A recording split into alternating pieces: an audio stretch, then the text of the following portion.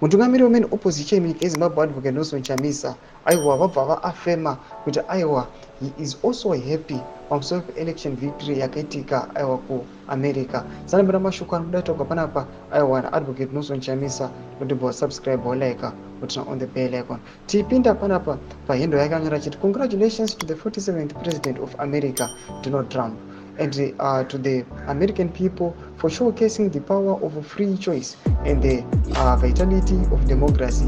Elections are about choice, a true battle for ideas that should inspire patriotic and civilized discourse. The efficient voting process remains commendable. The swift and orderly announcement of results is proof of transparency and accountability, promoting the resilience of a democratic system. Democracy thrives when the will of the people is respected, and this election serves as a powerful reminder of the endurance of our shared democratic values.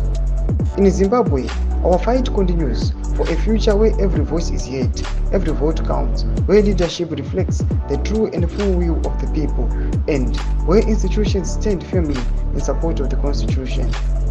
Here is to a future defined by democratic ideas, accountability, norms, and good governance, standards upon a free and better world. Ndo mashoko anobuda taurwa naadvocate Nelson Chamisa achiti aiwa nyika yeZimbabwe zvinhu zvakadai tinozvida kuti aiwa ma-elections anoitika in peace, and then atika in peace tinoona efficient release yema-results kuti aiwa everyone can access the results zvisati zvichiitika ipapo. Mashoko anobuda taurwa naadvocate Nelson Chamisa vachifara vachiti aiwa tinokukongratulate ma-citizens vekuamerica pamwe chete nemutungamiri wenyu uyo wamakaelecta sekuda kwenyu. Mashoko anobuda taurwa naNelson Chamisa. Tudze mafungiro enyu munoti kudii pamusoro pechiitiko ichi.